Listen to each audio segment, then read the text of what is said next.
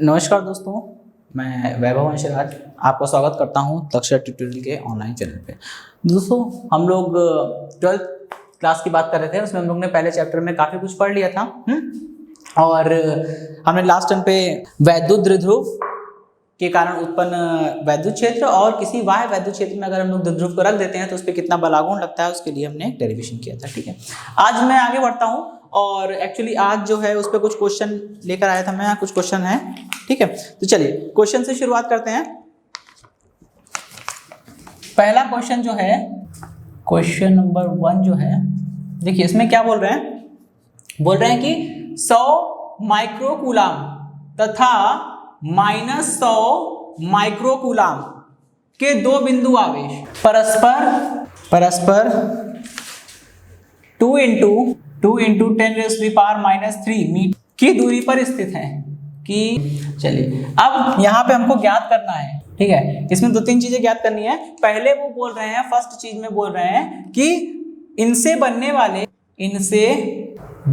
वाले वैद्युत द्विध्रुव का द्विध्रुव आघूर्ण, ठीक है। पहले तो आपको ये निकाल, ओके। चलिए अब सेकंड में द्विध्रुव की अक्षीय तथा निरक्षीय स्थितियों में द्विध्रुव के केंद्र से 0.5 मीटर की दूरी पर वैद्युत क्षेत्र। थर्ड वाले में देखिए क्या पूछ रहे हैं। थर्ड वाले पार्ट में पूछ रहे हैं, यदि वैद्युत द्विध्रुव को 1 × 10⁻⁶ वोल्ट पर मीटर के एक समान वैद्युत क्षेत्र की दिशा से 60 डिग्री घुमा दिया जाए तो इस पर कार्य करने वाला बल आघूर्ण, ठीक है, ओके। चलिए दोस्तों, तो इतना तो हो गया। अब देखिए क्वेश्चन में 3 पार्ट पूछे गए हैं, ठीक है। तो सबसे पहले तो आप जान लीजिए, ये आपको क्या दिया है। ये आपको द्विध्रुव जो दो आवेशों से मिलकर बना होता है ना, वही आवेश है, यानी Q1 Q2। एक्चुअल में देखिए दोनों का परिमाण एक ही जैसा है। ये भी 100 माइक्रोकूलाम है, ये भी 100 माइक्रोकूलाम है, ठीक है। बस अंतर क्या है, एक प्लस होगा तो एक माइनस तो होगा ही नहीं, द्विध्रुव बनेगा कहाँ, ठीक है। अच्छा, दोनों के बीच की दूरी दे रखी है, यानी ये 12 दे रखा है। सबसे पहले में क्या पूछा है, देखिए सोल्यूशन में स्टार्ट करता हूँ, ठीक है, ध्यान दीजिएगा। अभी हम लोग केवल फर्स्ट वाला पार्ट लेके चल रहे हैं, ठीक है। इसमें बोल रहा है इनसे बनने वाले वैद्युत द्विध्रुव का द्विध्रुव आघूर्ण निकालिए। हमको पता है भैया द्विध्रुव आघूर्ण क्या होता है, P बराबर कितना होता है, Q × 12। सिंपल सी कैलकुलेशन है, बस कैलकुलेट कर लीजिए। ये क्यों दिया है, क्यों कितना दिया है, 100 माइक्रोकूलाम। यहां पे मैं लिख दे रहा हूं, 1 माइक्रोकूलाम बराबर कितना होता है, 10⁻⁶ कूलाम, ठीक है भैया। तो यहाँ क्या होगा, जब 1 माइक्रोकूलाम बराबर 10⁻⁶ माइक्रोकूलाम होता है तो 100 माइक्रोकूलाम को कन्वर्ट करने के लिए क्या करेंगे, यहां से ऐसे भी देख सकते हैं आप, दोनों तरफ 100 से गुणा कर दीजिए। 100 माइक्रोकूलाम बराबर कितना हो जाएगा, 100 × 10⁻⁻6 कूलाम, ठीक है। चलिए, तो वही चीज है, यहां भी वही आ जाएगा, ठीक है। 10⁻⁻6 हो जाएगा × 12। ये रहा दोनों आवेशों के बीच की दूरी -3, ठीक। अब जरा इसको कैलकुलेट कर लीजिए, कितना आ जाएगा। यहां से निकल के आएगा P = ये हो जाएगा 2 × 10 की पावर, ये -9 और ये प्लस का 2, तो कितना हो जाएगा 10⁻⁷। और ये इसका मात्रक कितना होगा, मात्रक अगर नहीं आ रहा है तो यहां से देख लीजिए भाई, Q का मात्रक क्या है, कूलाम, और कूलाम को हम लोग सी से लिख सकते हैं, और ये दूरी है, इसका मात्रक क्या होगा, मीटर। ये हाइफन है, ठीक है, इससे कंफ्यूज नहीं होइएगा, माइनस वगैरह नहीं, हाइफन है, ठीक। तो ये कूलाम मीटर, इसका आप चाहो तो यहाँ पे * भी लगा सकते हैं, कोई दिक्कत नहीं है, ठीक है। यहाँ हाइफन की जगह आप * भी लगा सकते हैं, क्रॉस, ठीक है। तो इतना आंसर आ गया फर्स्ट वाला का। सेकंड देखिए, सेकंड में क्या पूछ रहे हैं, कह रहे हैं अक्षीय और निरक्षीय दोनों स्थितियों के लिए बात करनी है हमको। तो बोलेंगे हमको पता है अक्षीय स्थिति में तीव्रता कितनी होती है, E अक्षीय = 1/4πε0 क्यों कह रहा हूं, ये होता है 2p/r³, ठीक है। P मैं निकाल चुका हूं तो यही वैल्यू रख लेंगे, Q × 12 करके अपनी प्रॉब्लम को बढ़ाएंगे नहीं, ठीक है। चलिए, तो ये हो गया E अक्षीय = ये कितना हो जाएगा, 9 × 10⁻⁹, ठीक, × 2 और कितना है 2 × 10⁻⁷। और यहाँ देखिए r³ है भैया, r कितना है, ये है r, ये आपको दिया हुआ है, सॉरी ये कह रहा हूं, ये तो 12 है, ठीक है। देखिए यहाँ पे अक्षीय और निरक्षीय स्थिति में ये बोल रहा है कि द्विध्रुव के केंद्र से 0.5 मीटर की दूरी पर कोई एक दूसरा बिंदु है, वहां पर निकालिए क्षेत्र। कब, जब वो बिंदु अक्षीय स्थिति पे हो और सेकंड वाले केस में निरक्षीय स्थिति में हो।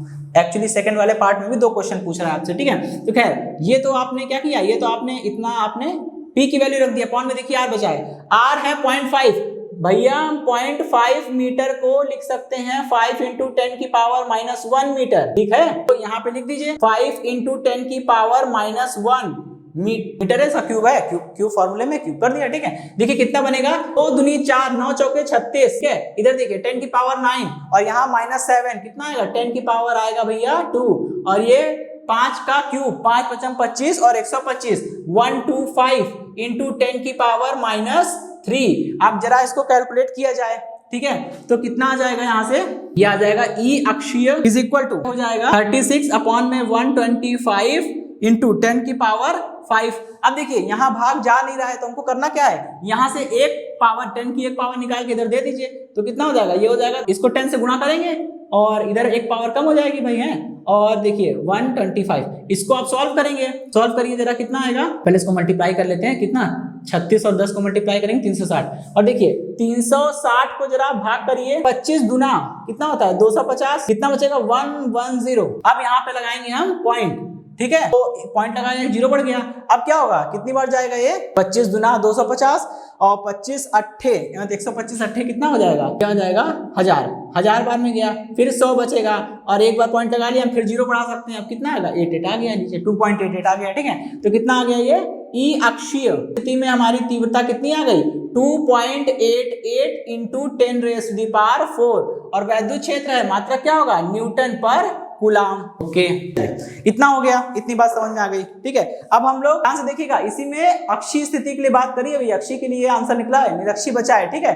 तो निरक्षीय स्थिति के लिए क्या करेंगे, आपको निरक्षीय स्थिति का फॉर्मूला पता होता है, जानते हैं E निरक्षीय बराबर 1/4πε0, बस यहाँ से 2 गायब हो जाता है। आप चाहो तो यही वाला कैलकुलेशन करिए, यहाँ 2 मत रखिएगा, लेकिन ऐसी बेवकूफी मत दिखाइएगा क्योंकि ये थोड़ा ज्यादा लंबा हो जाएगा। मैंने आपसे क्या बताया था कि E अक्षीय बराबर क्या होता है, E अक्षीय बराबर क्या होता है 2 × E निरक्षीय, ठीक है। अब मुझे इसका मान निकालना है तो क्या करना पड़ेगा, डिवाइड कर दीजिए इसको, सिंपल, आराम से आंसर आ जाएगा, ठीक है।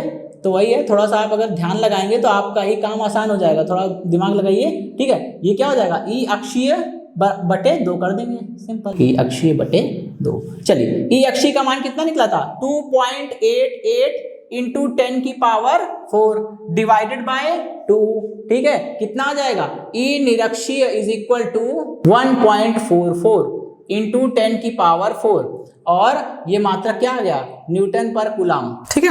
ओके चलिए, तो ये 2 पार्ट हमारे हो गए। अब हम आगे बढ़ते हैं और लास्ट वाला पार्ट सॉल्व करते हैं, ठीक है। तो मुझे थोड़ी सी जगह चाहिए, मैं रफ कर देता हूं, ज्यादा नहीं।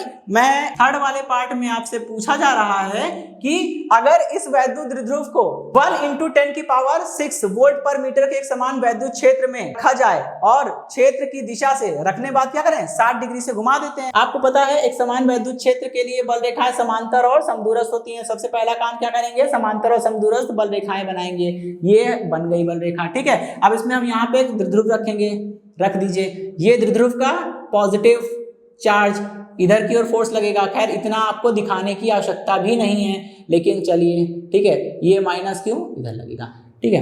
ये कितना होगा Q × E, सेम फोर्स लगेंगे, ठीक है। और ये कोण क्या है 60 डिग्री है और ये हमारे P की डायरेक्शन है।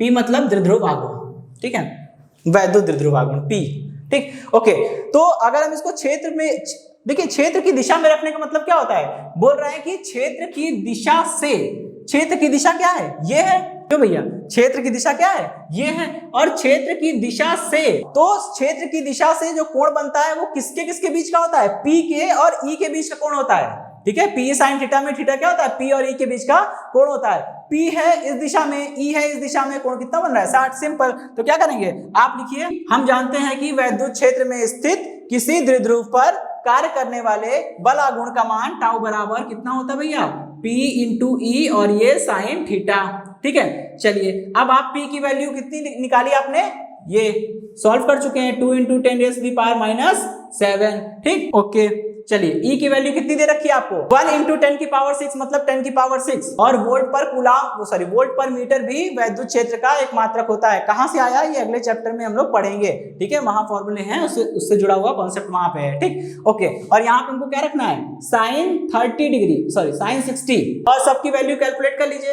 पहले इसको सॉल्व कर लेते हैं 2 × 10 की पावर +6 -7 -1 है ना भैया, और ये कितना आएगा √3/2, 2 से 2 कट जाएगा और टाउ इज इक्वल टू कितना होता है, टाउ बचा कितना √3 की वैल्यू 1.732 × 10 की पावर -1 और ये चेंज होके क्या आ जाएगा, ये शिफ्ट हो जाएगा तो आएगा 0.1732 और टाउ है मात्रक क्या होगा newton into coulomb, newton into metre. कैसे आया, अच्छा टाउ बराबर कितना होता है बल गुणे बलों की क्रिया रेखा के बीच की दूरी, तो बल का मात्रक न्यूटन और क्रिया रेखा के बीच की दूरी किसी भी रूप में हो है ना, दूरी मात्रक मीटर, ठीक है। तो इस प्रकार से पहला क्वेश्चन आपका सॉल्व हो जाएगा। तो दोस्तों तो चलिए देखिए हम लोग अगले क्वेश्चन की ओर बढ़ते हैं। क्या बोल रहे हैं अगले क्वेश्चन में, 3 आवेश हैं 4q, कैपिटल Q और स्मॉल q, एक सीधी रेखा में क्रमशः 0, L/2 और L स्थितियों में है, ठीक। देखिए यहाँ पे मैं दिखा दे रहा हूं, मैंने ये डायग्राम बनाया हुआ है, ठीक है। इसमें एक सीधी रेखा है, ये इस पे 3 आवेश रखे हैं, पहला जिधर से बोल रहा है उधर से रखेंगे, आगे पीछे नहीं करेंगे सीक्वेंस, ठीक है ना, कि पहले इसको रख दिया, नहीं,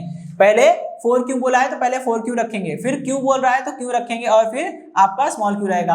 आगे यहाँ बड़ी काम की चीज बोल रहा है, इनकी स्थितियां देखिए क्या है 0, L/2 और L, मतलब हमने मान लिया कि ये x अक्ष पे है, ठीक है, x अक्ष पे x = 0 पे 4q रखा है, x = L/2, L कोई दूरी होगी वो नहीं बता रहा है, खैर उसकी जरूरत भी नहीं पड़ेगी अभी देखिएगा, ठीक है। तो ये L/2 पे कैपिटल Q रखा है और L पे स्मॉल q रखा है, ठीक है। अब कह रहा है यदि स्मॉल q कहां गया, ये यदि स्मॉल q पर परिणामी बल 0 है तब q का मान ज्ञात कीजिए। तो पहले ही आप ये बताइए, परिणामी बल तो हम बाद में निकालेंगे भैया, परिणामी बल अगर किसी भी वस्तु पर लगने वाला परिणामी बल 0 होता है तो वो वस्तु स्थिर हो जाती है, ठीक है, चैप्टर नंबर 5 में आपने पढ़ा होगा 11वीं क्लास में, ठीक है। चलिए तो अब आगे बढ़ते हैं। तो यहाँ पे परिणामी बल पहले ही बताइए कितने बल लग रहे हैं, क्या स्मॉल q पे कौन कौन बल लगाएगा, भाई स्मॉल q आवेश जो है वो खुद पर तो बल लगाएगा नहीं, ठीक है, तो इसको तो आप छोड़ ही दीजिए। कौन बचा, कैपिटल Q और 4q, तो 4q इस पर बल लगाएगा और कैपिटल Q भी इस पे बल लगाएगा, ठीक है। अच्छा एक चीज यहाँ सोचने वाली बात है, वो बोल रहा है कि यदि Q पर परिणामी बल 0 है, भैया परिणामी बल 0 होना है तो क्या करना होगा इसके लिए, आपको पता है बल अगर 2 बल एक ही दिशा में है तो कभी भी वो 0 नहीं हो सकते, ठीक है, अगर 2 बल एक ही दिशा में है तो कभी वो 0 नहीं हो सकते, केवल एक केस बनता है कि ये भी वेक्टर 0, ये भी वेक्टर 0, ठीक है। खैर वो एकदम स्पेशल केस है, मैं उसके बारे में बात नहीं करूंगा क्योंकि अगर फोर्स 0 हो जाएगा तो फोर्स रहेगा ही कहां। खैर चलिए यहाँ पे F1 और F2 दोनों का टोटल कितना आना चाहिए, 0 आना चाहिए, और दोनों का टोटल 0 तभी आएगा जब दोनों के डायरेक्शन जस्ट अपोजिट हो, ठीक है, क्योंकि अगर डायरेक्शन अपोजिट होगी और दोनों के मैग्नीट्यूड इक्वल होंगे तो वो आएगा। खैर चलिए अभी इतना तो दिमाग काम कर गया कि चलिए अब 4q या कैपिटल Q, और बोल रहा है कैपिटल Q का मान ज्ञात कीजिए, यानी कैपिटल Q के बारे में हमको जानकारी नहीं है, 4q के बारे में जानकारी है।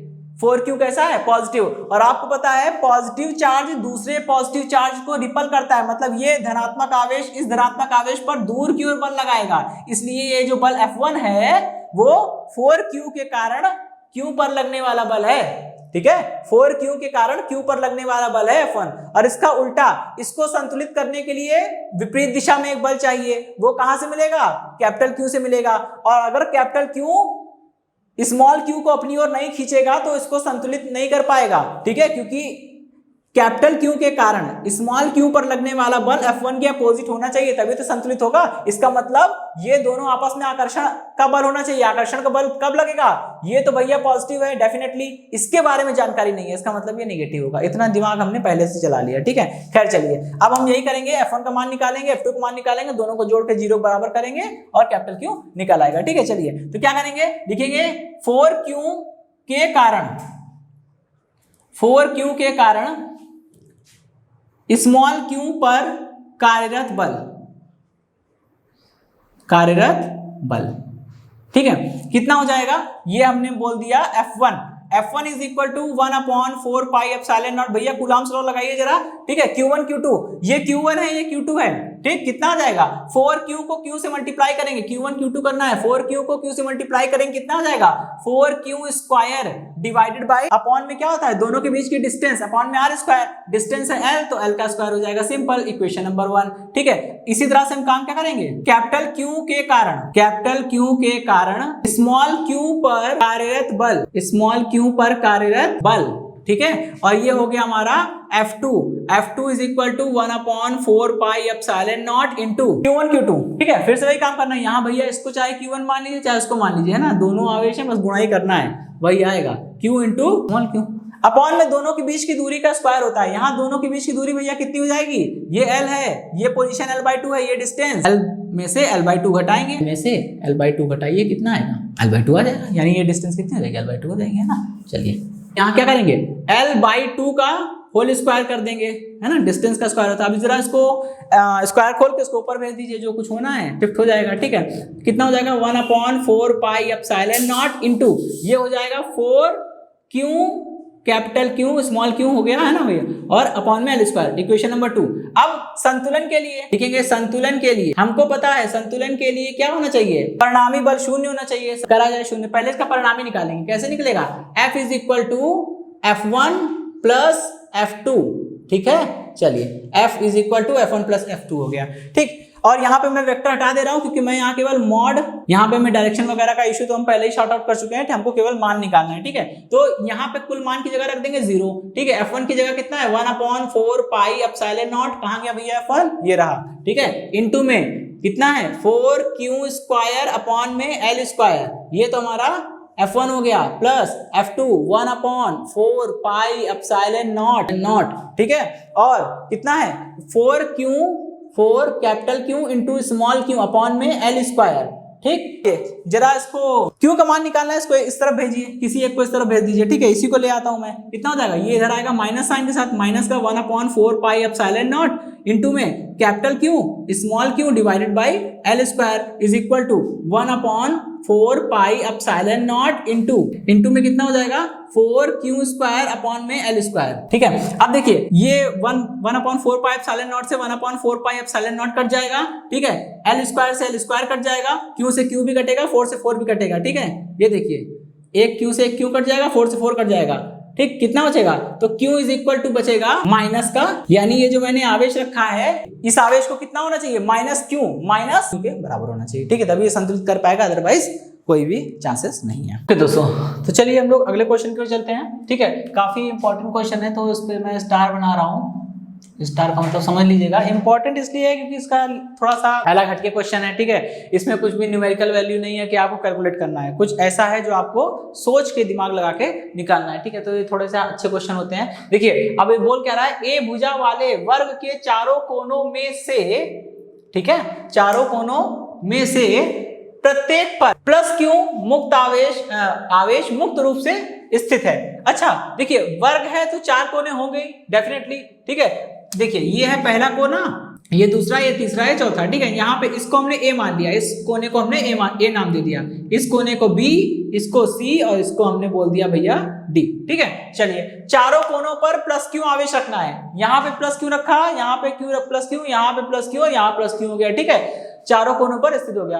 फिर कह रहा है वर्ग के केंद्र पर कितना आवेश रखें, वर्ग के केंद्र पर कितना आवेश रखें कि पूरा निकाय भैया संतुलन में बना रहे। ठीक है, तो हमको करना क्या होगा, हमको इसमें ज्यादा कुछ नहीं करना है, हमको बस इतना करना है कि देखिए इसमें सबसे पहले आप ये बताइए, देखिए यहाँ पे चारों आवेश एक जैसे, अभी आप प्लस Q यहाँ पे सेंटर में कोई आवेश रखा है कैपिटल Q, आप भूल जाइए। ठीक है, तो ये बताइए अभी केवल 4 आवेश हुए, इसको अभी भूल जाइए थोड़ी देर के लिए। तो 4 आवेश 1 2 3 4। ठीक है, किसी एक आवेश को पकड़िए, जैसे हमने शीर्ष A पर रखे आवेश को ले लिया, इस पर कौन कौन बल लगाएगा भैया, ये खुद पर तो बल लगाएगा नहीं, इस पे केवल 3 बल लगेंगे। पहला B, शीर्ष B वाला आवेश इस पे लगाएगा बल और F1 होगा। क्यों, क्योंकि ये भी पॉजिटिव है, ये भी पॉजिटिव है। आप पढ़ चुके हैं कि 2 पॉजिटिव चार्ज एक दूसरे को प्रतिकर्षित करके दूर भगाते हैं, तो ये वाला B पर जो आवेश रखा है वो इसको इधर की ओर बल लगाएगा। ठीक है, अच्छा D, शीर्ष D वाला आवेश जो है वो भी प्लस है, ये भी प्लस है, तो ये इसको प्रतिकर्षित करेगा और बिल्कुल सीधे ऊपर भगाएगा।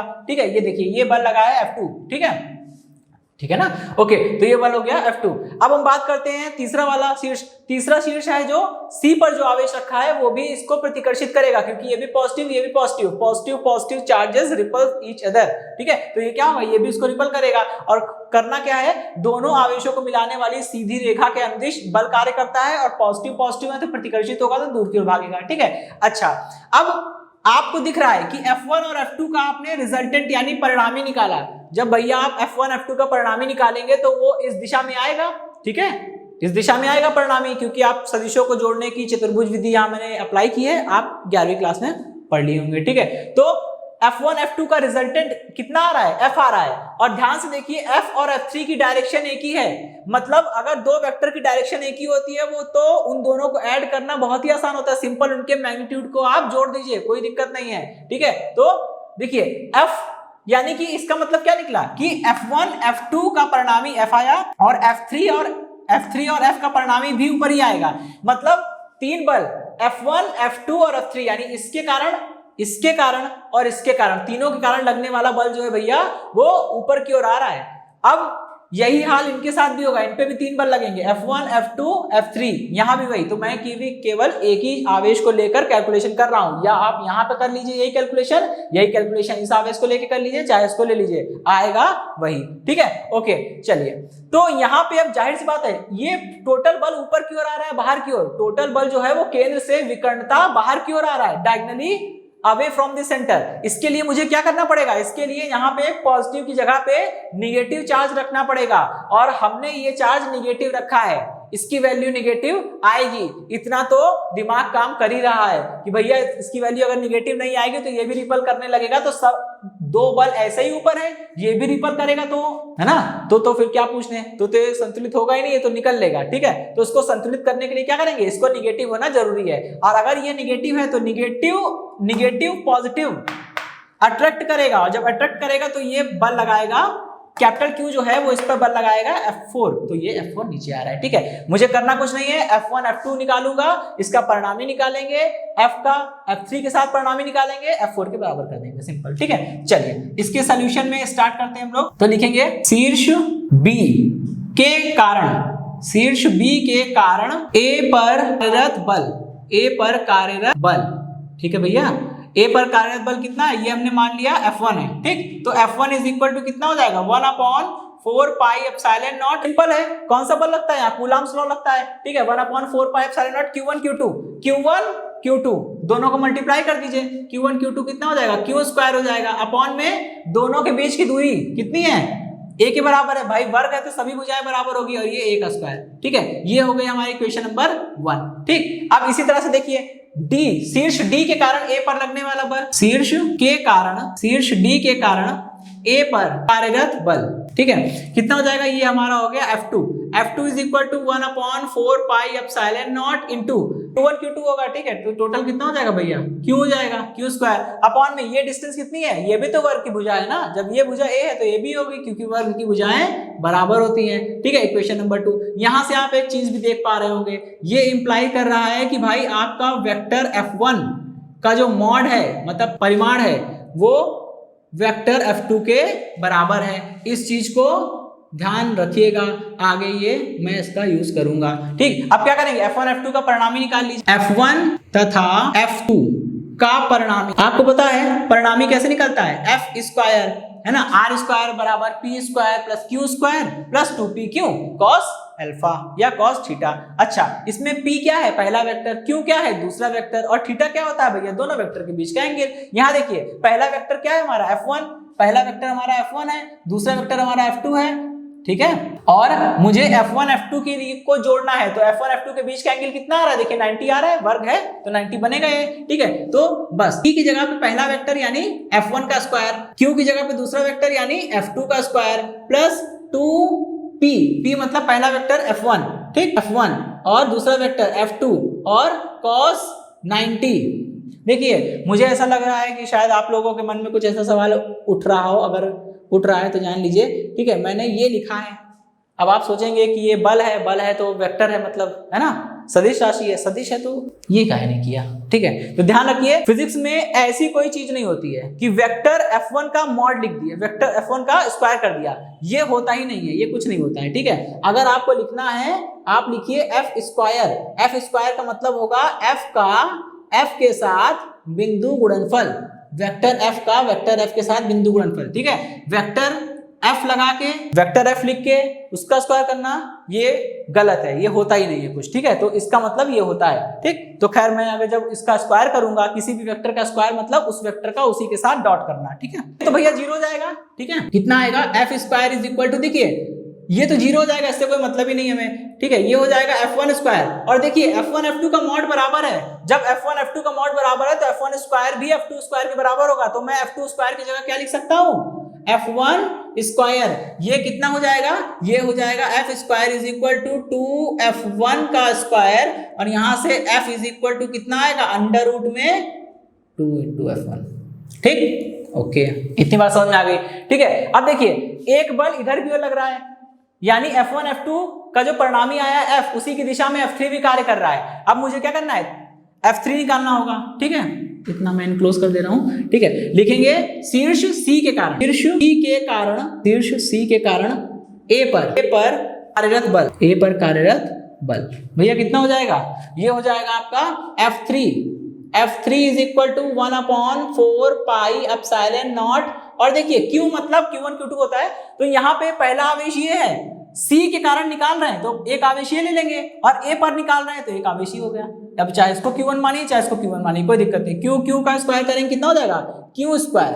ठीक है, Q इंटू Q मतलब Q स्क्वायर, अपॉन में दोनों के बीच की डिस्टेंस, भैया ये डिस्टेंस कितनी है, सॉरी ये डिस्टेंस अंडर रूट 2/2 यानी कि A/√2 होगी, है ना, क्योंकि पूरा विकर्ण होता है √2 इंटू ए, तो जब ये आधा होगा, और √2 इंटू ए का आधा करिए जरा, √2 इंटू ए का जब आप आधा करेंगे तो कितना आएगा, यही तो आएगा ना भैया, A/√2, सिंपल, इसलिए मैंने ऐसा, ठीक है, वो ध्यान नहीं दिया मैंने। ठीक है, तो टोटल कितनी हो जाएगी, ये AC की डिस्टेंस कितनी हो जाएगी, विकर्ण के बराबर √2 इंटू ए के बराबर हो जाएगी। तो यहाँ हम ले लेंगे √2 इंटू ए, और इसका स्क्वायर करेंगे तो केवल 2a स्क्वायर आ जाएगा। ठीक है, 2a स्क्वायर। इक्वेशन नंबर कितनी आ गई, इक्वेशन नंबर, इसको आप थर्ड मान लीजिए, यहाँ जो निकला इसको फोर्थ मान लीजिए। ठीक है, अब इसी प्रकार Q और प्लस Q पे लिखेंगे, Q के कारण शीर्ष A पर, ठीक है, Q के कारण A पर बल निकालिए जरा, कितना हो जाएगा, ये हो गया भैया हमारा F4 is equal to 1/4 pi epsilon naught, और Q1 Q2। अब देखिए कैपिटल Q के कारण निकाल रहे हैं और स्मॉल q पर निकाल रहे हैं, तो इसमें से किसी एक को Q1 मानना पड़ेगा और दूसरा Q2 हो जाएगा। ठीक है, कुछ भी मानिए, Q1 Q2 का गुणाई करना है, कितना आएगा, capital Q into small q divided by कितना आ जाएगा, ये आ गया आपका डिस्टेंस कितनी है, ये है A/√2 का स्क्वायर। ठीक है, और इसको आप ओपन करेंगे, मतलब स्क्वायर करेंगे, और ये ऊपर जाएगा तो कितना आ जाएगा, ये आ जाएगा F4 is equal to 1/4 pi epsilon naught into, ये हो जाएगा 2 capital Q small q upon में A स्क्वायर। ठीक है, इक्वेशन नंबर 5। अब लिखेंगे संतुलन के लिए, आपको पता है संतुलन के लिए क्या होना चाहिए, सभी बल जोड़ने पर 0 आना चाहिए। इसका मतलब F1 plus F plus F3 plus F4 should be equal to 0। ठीक है, चलिए अब करना कुछ नहीं है, F1 F2 सबका मान रख दीजिए। ठीक है, ध्यान रखिएगा, इसकी जगह मैं लिख रहा हूं 2/√2। ठीक है, और F1 की वैल्यू डायरेक्ट ये रख दे रहे हैं। ठीक है, ये वैल्यू डायरेक्ट रख दे रहे हैं F1 की, 1/4 पाई एप्सिलॉन नॉट। और एक और चीज मैं बताना चाहूंगा आपको, जरा ध्यान दीजिएगा। ठीक है, यहाँ पे भी √2 है ना, क्योंकि रहेगा। ठीक, अब देखिए 1/4 पाई हर जगह आ रहा है, इनके पास भी, और अपॉन में A स्क्वायर भी है, तो इतना कॉमन ले लिया जाए डायरेक्ट। ठीक है, इतना कॉमन ले लेते हैं, कितना बचेगा, यहाँ हमने कॉमन ले लिया 1/4 पाई एप्सिलॉन नॉट, और देखिए Q भी तो कॉमन आ रहा है सब में, तो Q अपॉन में A स्क्वायर, इतना हमने भैया कॉमन ले लिया। ठीक, F1 के पास से कितना बचेगा, केवल वैल्यू पुट कर रहा हूं मैं। ठीक है, F1 के पास से √2 बचेगा और एक Q बचेगा, यानी यहाँ पे Q इंटू √2 बचेगा। ठीक, फिर F3 के पास आइए, कहाँ गया F3, ये इसमें से 1/4 पाई निकल गया, एक Q और A स्क्वायर निकल गया, Q अपॉन में कितना बचेगा, Q अपॉन में 2 बचेगा, Q अपॉन में, इनके पास आइए जरा, इनके पास क्या है 1/4 पाई एप्सिलॉन नॉट है और q/a² बाहर निकल गया, कितना बचेगा 2a बचेगा, ये इज इक्वल टू 0। अब यहां से जरा इतना पूरा पोर्शन 0 हो जाएगा, इसको 0 के बराबर करिए, इसको 0 के बराबर करेंगे तो q बराबर कितना आ जाएगा, q बराबर आ जाएगा आपका, इसको उधर ले जाएंगे और ये आ जाएगा, इसको आपने इसके बराबर किया, ठीक है, q√2 प्लस q कॉमन भी ले सकता हूं मैं, ठीक है, q कॉमन ले लिया, ये हो जाएगा 2√2 प्लस 1, ठीक है, अपॉन में 2 इज इक्वल टू 2q। और यहाँ से इसको अपॉन भेज देंगे, ठीक है, और यहाँ पे एक माइनस साइन तो आ जाएगा, तो टोटल कितना आ जाएगा q अपॉन में 4 माइनस साइन, ठीक है, तो हम इसको डायरेक्ट लिख दे रहे हैं ऐसे, q is equal to minus का q अपॉन में 4, ठीक है, और ये 2√2 प्लस 1, नहीं आपको केंद्र पर कितना आवेश रखना पड़ेगा, इतना आवेश रखना पड़ेगा, माइनस q अपॉन 4 ब्रैकेट में 2√2 प्लस 1, ठीक है, ओके। तो चलिए दोस्तों, आज हमने इस सेशन में जो क्वेश्चन किए हैं उस क्वेश्चन पे गौर करिएगा, उस तरह क्वेश्चन खूब आते हैं। और चलिए आज के सेशन में रखते हैं इतना ही, मिलते हैं हम लोग नेक्स्ट सेशन में, धन्यवाद।